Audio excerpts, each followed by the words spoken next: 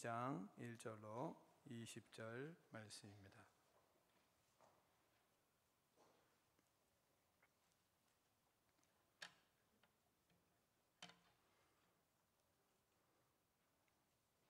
자, 시작.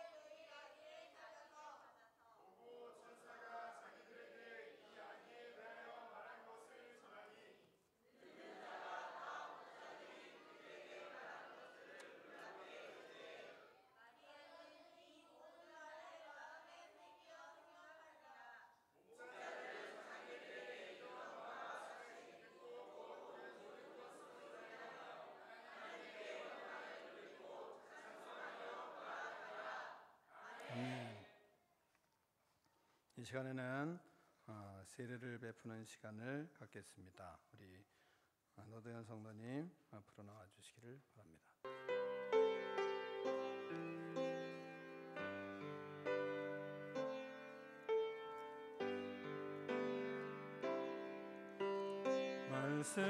말씀하소서 여호와여, 온 맘 다하여 듣겠나이다. 성령 하나님이여 평화 내려주소서. 듣겠나이다. 다시 한번 하겠습니다. 말씀하소서 여호와여, 온 맘 다하여 듣겠나이다. 성령 하나님이여 평화 내려주소서. 듣겠나이다.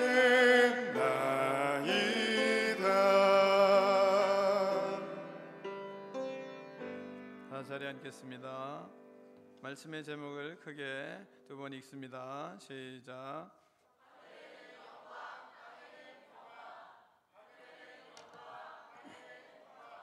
아멘.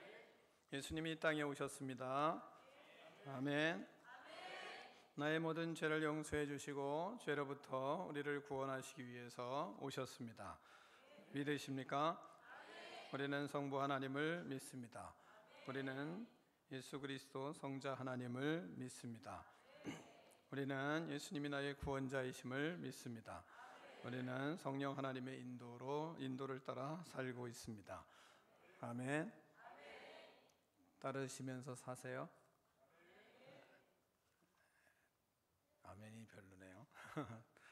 성령 하나님의 인도를 받으며 살아가는 그런 축복이 반드시 여러분의 신앙이 되기를 축원합니다. 이 땅에 오신 예수 그리스도 그분을 우리가 그분 앞에 영광의 박수를 한번 올려드리겠습니다.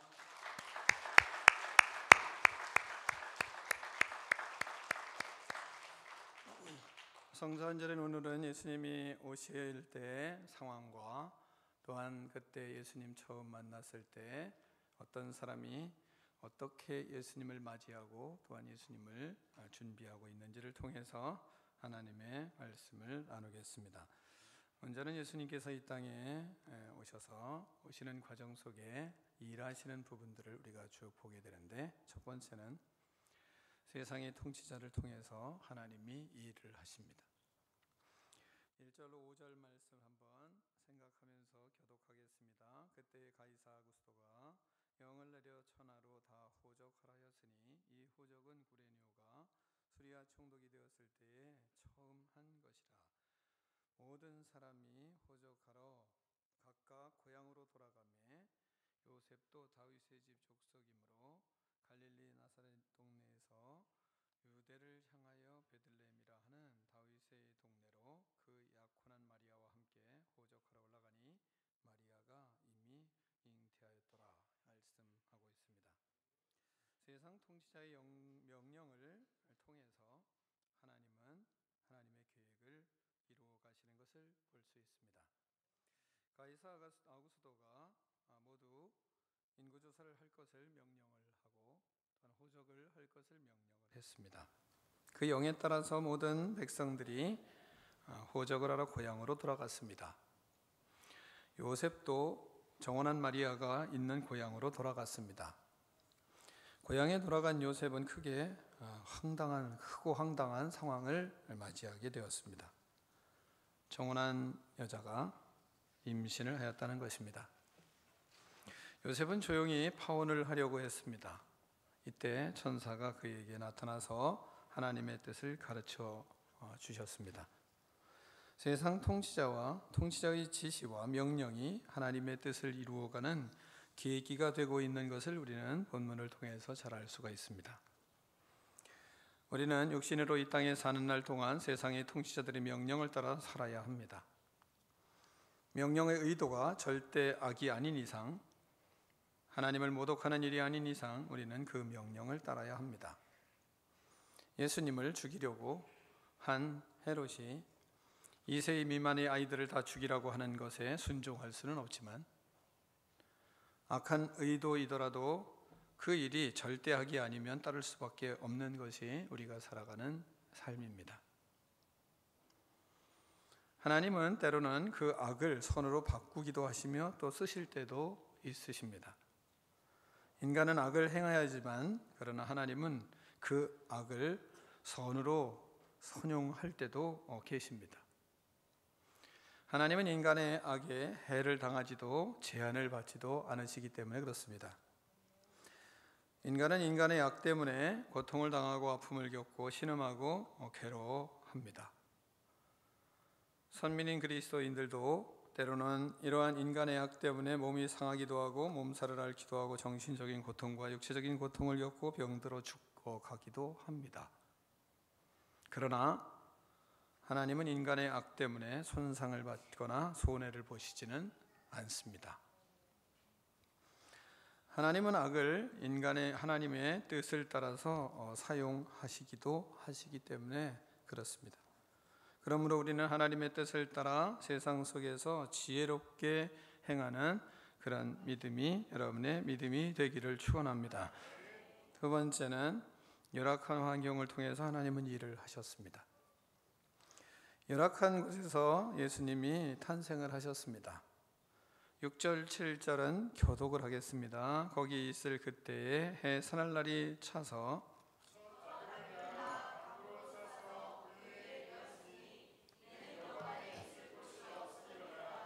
아멘.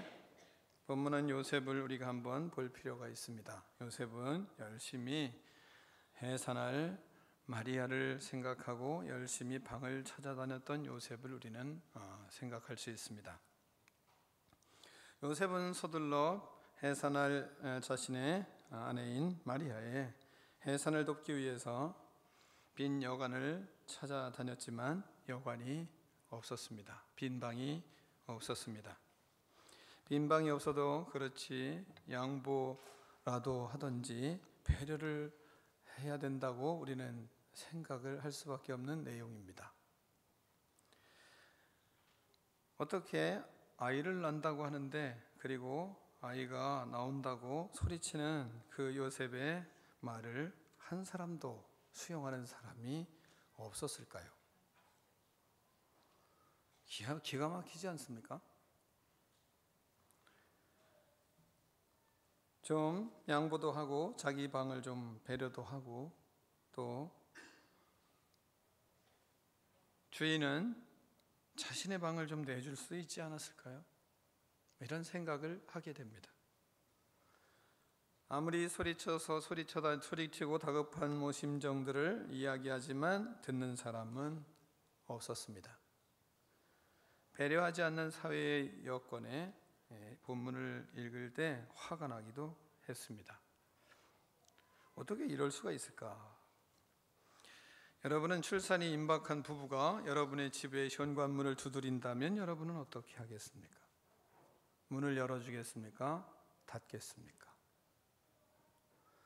여러분의 지금의 마음에, 여러분의 양심에, 여러분의 심령의 상태는 한번 우리는 이렇게 자신에게 본문을 통해서 질문을 해봐야 된다고 생각을 합니다. 아무리 삭막한 인심이라지만 이럴 수가 있을까? 이럴 수는 없지. 이런 생각을 하게 됩니다. 양심이 마비되어도 유분수지 어떻게 이렇게 마비가 될 수 있는 상황이 있을 수가 있을까? 피난 다니는 상황에서 아이를 낳을 것이 없었습니다. 여관을 찾아다녔지만 아이를 낳을 여관이 없었습니다. 결국 여관의 구유에서 예수님이 탄생했습니다. 애를 낳는데 우리의 표현으로 바꾸겠습니다. 외양간에서 애를 낳았던 것입니다. 외양간에서 애를 낳게 내버려 둘 수 있을까요? 여러분의 마음은 어떻습니까? 여러분이 그 여관의 주인이라고 생각한다면 애를 낳았는데 여관에서 애를 낳았습니다. 가능한 이야기입니까? 인간사가 이래도 되나요? 우리는 한번 질문이 필요한 본문입니다. 또한 두 번째 우리가 생각할 것은 이런 속에서도 요셉은 불평을 하지 않았습니다. 하나님이 아내에게 성령의 임재로 인하여 임신을 시키셨습니다. 그분의 이름은 임마누엘이라고까지 했습니다. 하나님이 함께 하신다라는 이름까지 주셨습니다. 그런데 불평하지를 않았습니다. 요셉은 마음속에 부정적이질 않았습니다. 주님의 일을 할 때 요셉과 같은 사람이 얼마나 필요한지 우리는 생각을 할 수밖에 없습니다. 예수님의 이 땅에 탄생하시는 길을 여는 사람의 이 요셉, 그의 인품이 곧 이 땅에 예수님을 이 땅에 오실 수 있도록 하는 문을 열었습니다. 우리는 어떻습니까? 요셉의 거울에 나를 비추어 보는 시간은 참 필요하다고 생각합니다. 불합리한 하나님, 내 아내를 사용하신 하나님, 나도 취하지 않은 아내를 사용하신 이 불합리하신 하나님, 환경의 어려움을 겪으며 피난을 다니게 하시는 하나님, 하나님이 함께 하시는 사람이라고, 하나님이 잉태케 하신 분이라고, 또는 하나님이 신 분이 이 땅에 오시는 것이라고 말씀하셨는데, 그런데 환경은 더욱 어렵고 피난을 다니게 하시는 그 하나님, 그러나 요셉은 불평하지를 않았습니다. 출산해야 하는데 빈 방을 찾아다니게 하시는 하나님, 가는 데마다 냉대받게 하시고 쫓겨나게 하시는 하나님, 결국은 여관에 방도 없고 그 여관이 외양간에서 출산하게 하시는 하나님. 그러나 요셉은 불평하지를 않았습니다. 우리는 어떻습니까? 조금만 자기의 뜻에 맞지 않으면 불평하고, 조금만 자기의 잘난 생각에 틀리면 불평하고, 부정적인 말과 행동을 하면서도 부끄러운 줄 모르는, 회개할 줄 모르는 우리는 혹시 아닙니까? 우리를 통하여 예수님이 이 땅에 오시는 문이 열릴까요? 내가 요셉이었으면, 그러면 나로 인해서 예수님이 이 땅에 탄생을 하셨을까요? 요셉과 같은 일들이 나에게도 일어나면 불평하지 않을 수 있는 인격이 예수님의 길을 준비하는 사람의 모습인 것을 우리에게 요셉을 통하여 하나님은 말씀하고 계십니다. 요셉과 같은 그런 믿음의 모습을 갖추어야, 그래야 마지막 때에 예수님의 재림을 준비할 수 있는 그런 믿음의 사람이 되는 것도 우리는 본문을 통해서 깨달을 수가 있습니다. 도저히 일어날 수 없는 일들이 일어날지라도 하나님의 뜻이 어떻게 이루어질지를 생각하고 하나님 앞에 순종하는 요셉이 되어야 합니다. 그래서 하나님은 요셉을 쓰셨습니다. 하나님은 우리를 요셉과 같은 마음으로 예수님의 오심을 준비하게 하십니다. 우리가 사는 이 시대에도 이런 일이 있을 수 있다고 생각합니다. 이 시대는 이런 일이 일어날 가능성이 아주 높은 시대에 살고 있습니다. 우리가 요셉과 마리아가 되어 어디에서 아이를 낳아야 할지 몰라 돈도 없고, 그런데 방은 찾아다니고, 그리고 병원을 찾아다닐 때 이 시대 사람들도 아이들을 어디서 낳든지 말든지 무슨 나와 상관이 있느냐고 무관심하는 시대가 아닙니까? 이런 열악한 환경 속에 예수님의 탄생을 이루셨습니다. 외양간에서 예수님이 탄생하셨습니다. 우리의 시대가 이와 같은 시대라면, 초림의 시대와 같은 시대라면 재림의 시대가 된 것도 우리는 깨달을 수 있는 것입니다. 또한 내가 겪고 있는 환경이 혹시 열악하지는 않습니까?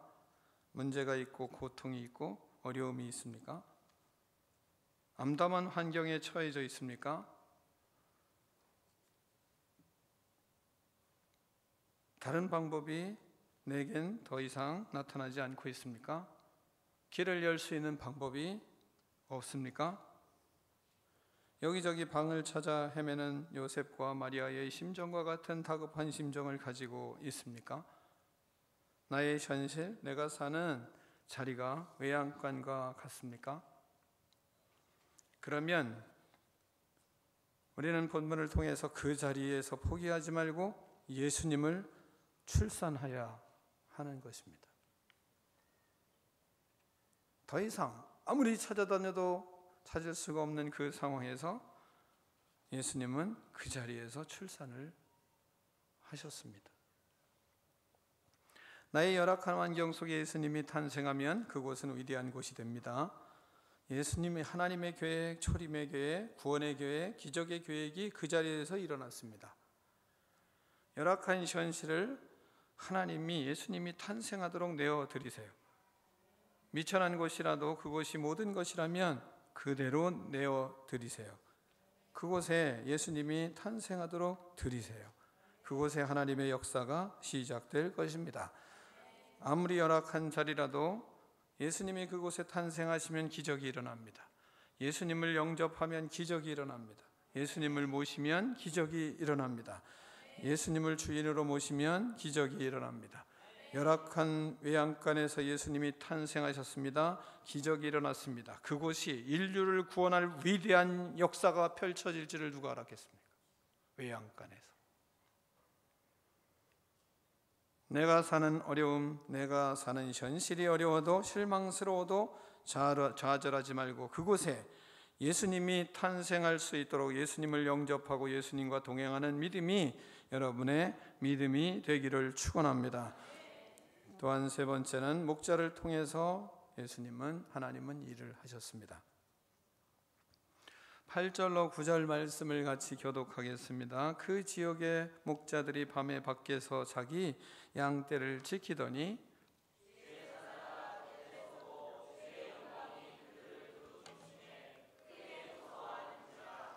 아멘. 목자들은 밤에 밖에서 자기의 양떼를 지키고 있었습니다.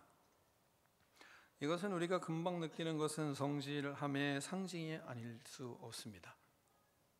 밤에 양을 지키는 것은 성실한 목자들만의 하는 모습입니다. 야간 수당이 있어서 지키고 있는 것도 아닙니다. 특별한 혜택을 얻기 때문에도 아닙니다. 단지 자신들에게 맡겨진 양을 지키기 위해서였습니다. 직업에 대한 성실함이 예수님의 탄생을 준비하는 것이었습니다.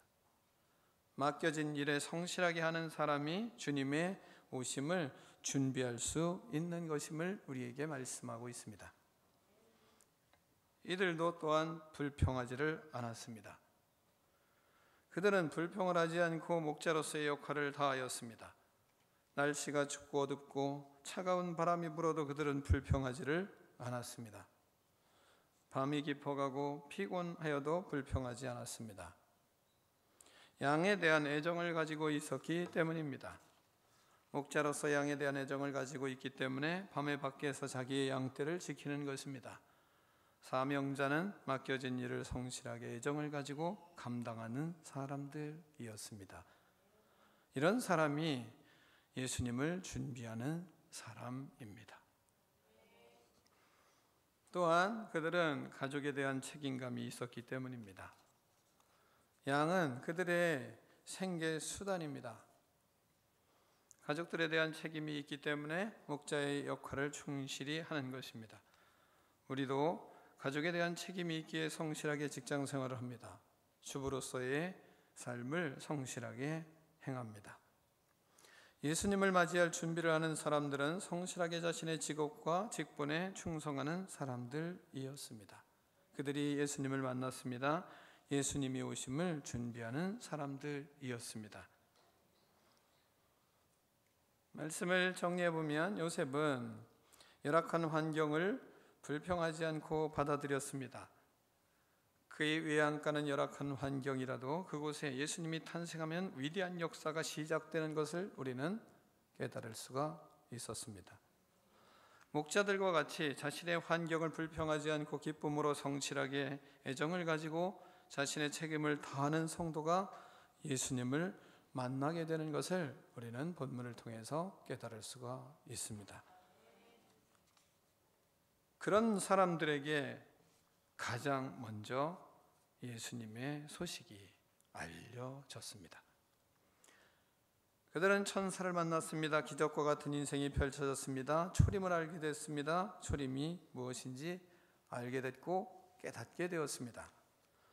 우리는 재림을 알게 되고 깨닫게 될 수 있는 사람이 어떻게 살아가야 되는지를 우리는 본문을 통해서 알 수도 있습니다. 또한 기쁨의 좋은 소식을 먼저 전하는 사람들이 되었습니다. 전달받는 사람들이 되었습니다. 10절을 보면 천사가 이르되 무서워하지 말라. 보라 내가 온 백성에게 미칠 큰 기쁨의 좋은 소식을 너희에게 전하노라. 오늘 다윗의 동네에 너희를 위하여 구주가 나셨으니 곧 그리스도 주시니라. 너희가 가서 강포에 쌓여 구유에 누워있는 아이기를 보리니 이것이 너희에게 표적이니라 하더니 말씀하십니다. 우리에게 가장 기쁜 소식, 예수님이 구주이심을, 또한 강포에 쌓인 그 어린 양 예수 그리스도를 가장 먼저 표적으로 볼 수 있는 축복이 이런 사람들에게 주어진 것입니다. 나를 구원하시러 오신 분, 나를 구원하실 주께서 오셨습니다. 그분이 우리의 그리스도이십니다. 그분이 우리의 구주이십니다. 그분이 가장 먼저 찾아온 믿음의 사람이 바로 저와 여러분이 되기를 축원합니다. 그러므로 우리는 마지막으로 하나님을 찬양하라. 하나님은 명령을 하고 있습니다.